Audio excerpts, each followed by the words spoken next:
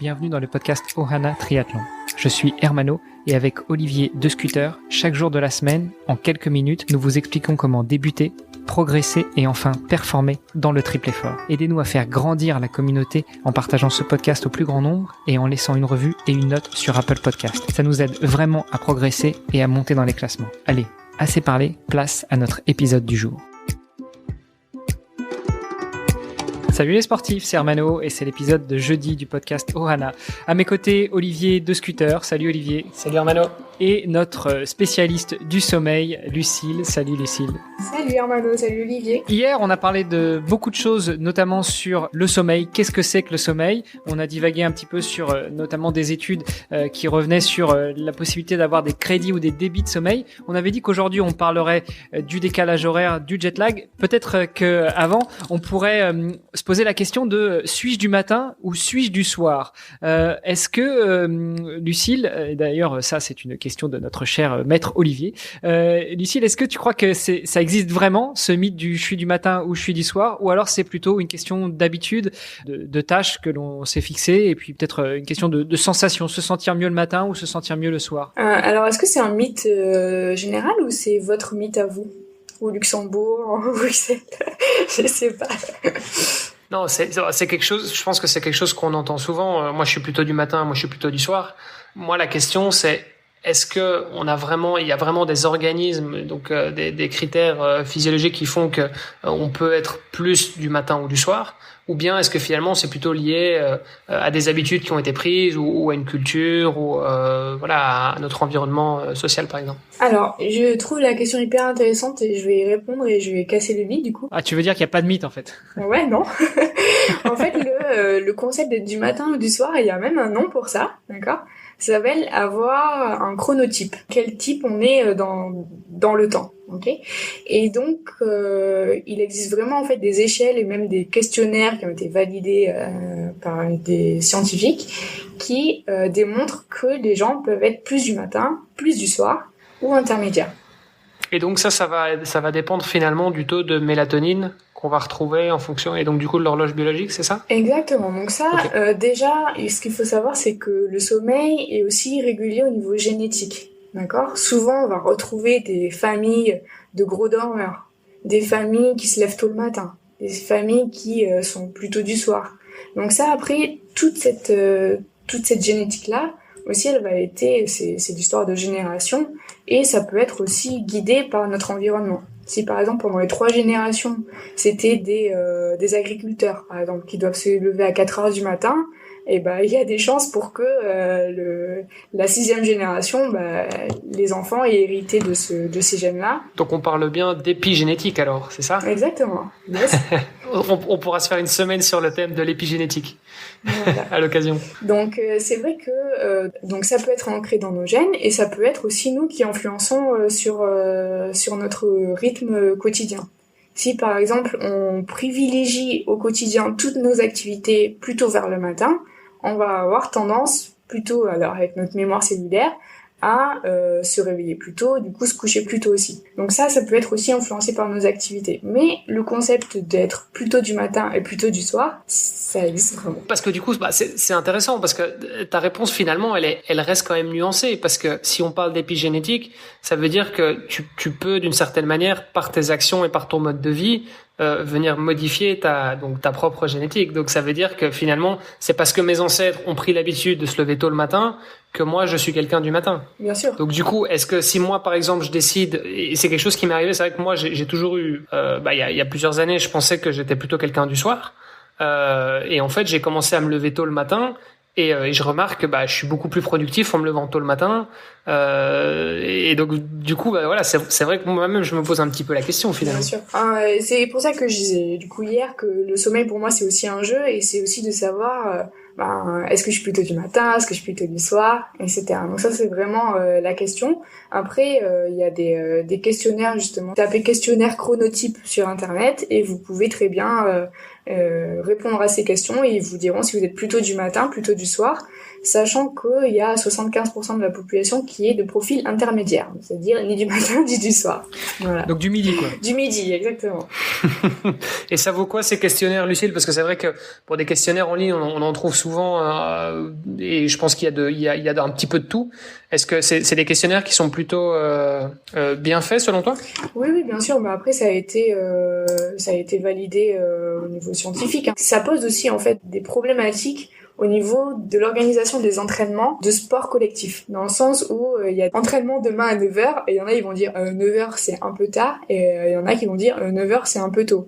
Et on va dire pour 75% du coup des joueurs, ça veut dire ok, 9h c'est parfait, ça me convient bien. Et c'est le gros aussi atout des sports individuels, comme le triathlon, où finalement on peut s'organiser un peu comme on veut. Souvent on va privilégier la natation tôt le matin. Le vélo, peut-être pourquoi pas aller au travail à vélo. Et donc plus dans la journée, en continu, et puis la course plutôt en fin de journée. Oui, de toute façon, pour les triathlètes, la question se pose pas. Le triathlète s'entraîne toute la journée. Voilà, il n'y a pas de meilleur moment. Matin, midi ou soir, il n'y a pas de problème. Non, mais plus sérieusement, du coup, tu nous parles de chronotype. Est-ce que ce chronotype peut justement être impacté dans le cadre d'un déplacement et donc la gestion du décalage horaire? Mais justement, il y a un article qui est sorti début février là, que j'ai malheureusement pas eu le temps de lire, sur la gestion du décalage horaire et l'influence du chronotype. Voilà, c'est un article à lire. Comment ça se passe, les décalages horaires? En fait, les décalages horaires sont plus ou moins faciles ou difficiles, du coup, si on se décale vers l'est ou vers l'ouest. Tu me disais tout à l'heure, Armano, que c'est toujours plus compliqué de aller aux États-Unis que d'en revenir. Ok? Dans le sens où, quand on se décale vers l'ouest, on remonte dans le temps. Enfin, excuse-moi, tu as dit c'est plus compliqué d'aller aux États-Unis depuis l'Europe que de revenir? En termes de décalage horaire, en fait, tu remontes le temps. Donc, tu pars d'Europe, par exemple, la nuit tombe et t'arrives là-bas, il fait encore jour. Ok, parce que, du coup, c'est peut-être quelque chose qui est très personnel aussi, mais moi, personnellement, je suis parti en Colombie là récemment, et justement, j'ai beaucoup plus facile à voyager vers l'ouest. Par contre, le retour donc vers l'est est pour moi beaucoup plus difficile. Ouais, alors il y a l'excitation d'aller en Colombie aussi, hein. T'avais peut-être envie d'atterrir. Ok, d'accord. J'avoue, ça joue peut-être. Voilà. Mais après, c'est vrai que, moi, ce que j'apprécie particulièrement quand je vais vers l'ouest, c'est que je vais me réveiller tôt le matin et en fait, je vais avoir une longue journée. Bon, je serai un peu fatigué le soir, mais c'est pas très grave.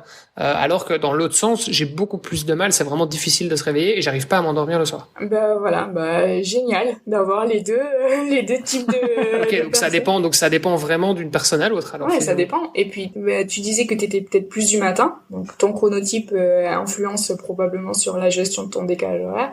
Alors Manu, je sais pas si t'es plus du matin, du soir, du milieu. Ça bouge un peu, mais j'étais beaucoup du soir quand j'étais plus jeune, et maintenant que je vieillis, je suis plutôt du matin aussi. Oui, ça a tendance à se décaler dans le temps, je vous rassure.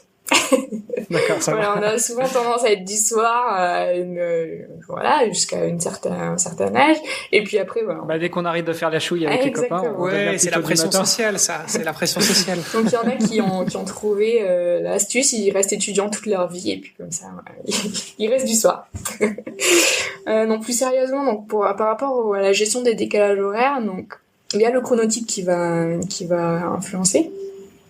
Il y a aussi les jours en amont en fait qui vont faire en sorte qu'on peut anticiper en fait ce décalage horaire.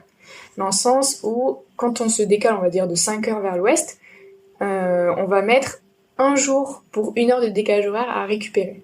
Ça va, ce concept? Ouais, moi, c'est ce que j'avais entendu, effectivement, aussi. À peu près, hein. C'est comme les nuits blanches, quoi. On met un jour par heure de nuit non effectuée pour récupérer. Exactement. Donc ça, on va dire que soit on arrive à anticiper le décalage horaire en amont, avant de se déplacer, parce que ce qu'il faut savoir aussi, c'est que des fois quand on se déplace, c'est qu'on n'a pas forcément, que ce soit pour une compétition ou pour un voyage, etc., on n'a pas forcément l'occasion d'arriver quelques jours avant la compétition pour se dire je vais me recaler à le bon horaire. Non, des fois c'est on atterrit et puis 2-3 jours après on a la compétition. Donc le but c'est de pas ressentir l'heure qu'il est en France alors qu'on est aux États-Unis. ou au Japon. Donc pour ça, il y a... Et donc là, on reboucle sur les épisodes d'hier et d'avant-hier où on parlait justement de ce fameux débit-crédit au niveau du sommeil. Ouais, c'est ça. Exactement. Donc après là, on peut avoir plusieurs astuces. Ça peut être privilégier les entraînements le matin ou le soir, en fonction si on se décale vers l'est ou vers l'ouest. Donc si on se décale vers l'ouest, on va privilégier le matin. Alors j'en parlais aussi un peu hier. C'est par rapport à la lumière. D'accord ? La lumière, c'est un gros synchronisateur de nos horloges. C'est un peu comme les poules, en fait. Les poules, elles se réveillent le matin et puis elles se couchent quand il fait noir, quoi. Et c'est pour ça aussi que notre horloge biologique est régulée sur les 24 heures. C'est que le jour fait 24 heures, jour-nuit. Et du coup, il a compris qu'à un moment donné, il y avait quelque chose qui se répétait. D'accord ? Donc il s'est dit, on va faire en sorte que ton corps aussi il comprenne qu'il y a quelque chose qui se répète. Donc c'est pour ça que la lumière a un gros impact sur nos rythmes, d'accord, biologiques. D'où les écrans que tu me posais aussi hier. Donc on va faire en sorte, si on se décale vers l'ouest, on va faire en sorte de s'exposer à la lumière, de sorte pour anticiper le temps qu'il va faire aux États-Unis. Mais ça, ce temps-là, où on va s'adapter au temps qu'il va faire soit à l'est, soit à l'ouest, on va le faire progressivement, d'accord ? On va pas dire, ok, je vais partir, dans 5 jours, je pars aux États-Unis, je vais me mettre dès cet instant-là à l'heure des États-Unis. Ça va pas trop marcher. On va plutôt faire par journée, on va se décaler d'une demi-heure jusqu'au jour ou la veille ou l'avant-veille, d'avoir juste 1 heure ou une demi-heure de décalage horaire par rapport à l'heure qu'il est à la destination. Et donc quand tu dis qu'on va se décaler, ça veut dire qu'on va se lever plus tôt ou plus tard en fonction de le sens dans lequel on va. Et alors, l'exposition à la lumière, c'est-à-dire tu allumes toutes les lumières de la maison à 4 heures du matin, par exemple, pour être sûr que tu aies l'impression qu'il fasse jour, c'est ça ? Ouais, exactement. C'est souvent ça. Alors, c'est vrai que c'est pas très compatible quand on a une vie de famille, mais c'est l'idée, en tout cas. Soit ça peut être ça, ou soit à l'inverse, ça peut être porter des lunettes de soleil en fin de journée, alors qu'il fait encore jour. Mais le but, c'est de s'exposer à la lumière, si vous voulez. Alors, pour tout vous dire, parce qu'on est là pour se dire tout. On est entre nous, de toute façon, il n'y a personne qui écoute.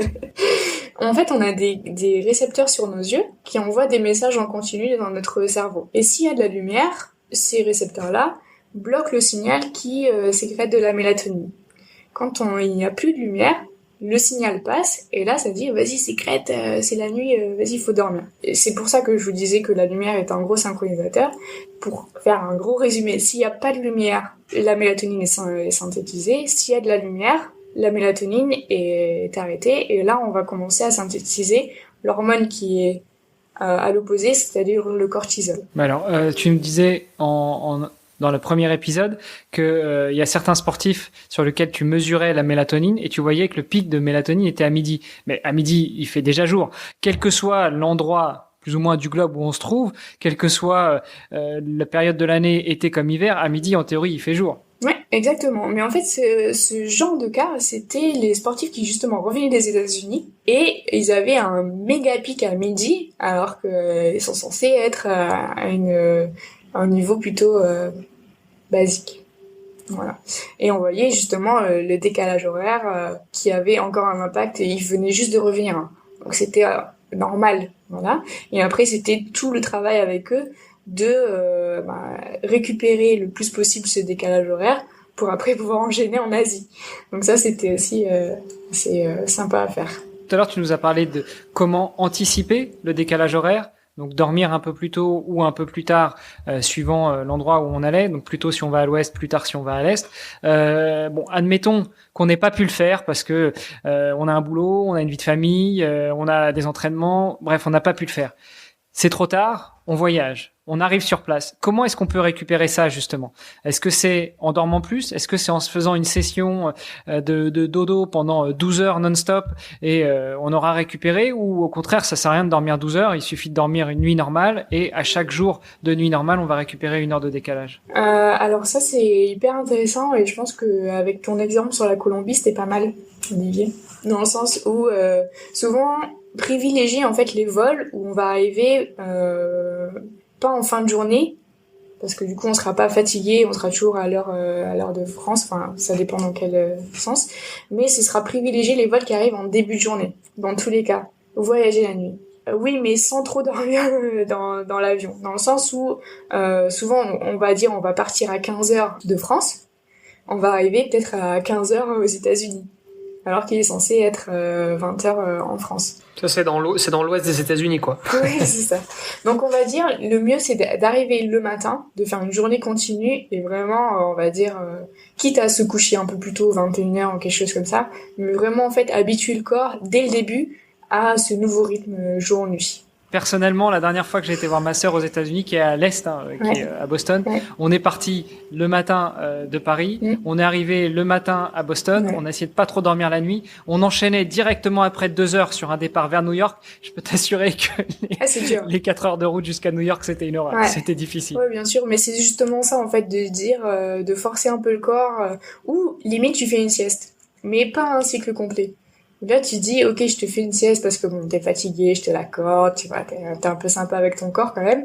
Mais si tu l'engages en fait dans des cycles complets de sommeil, et ton corps va comprendre que c'est toujours la nuit, parce que lui, il est encore calé avec son rythme biologique, mélatonine, il est toujours sur les 24 heures, alors qu'il y a toute l'horloge périphérique qui te dit, non, en fait, reste éveillé. Voilà, donc c'est en fait le déséquilibre là parfait des deux horloges qui te dit dors, non, dors pas. Voilà.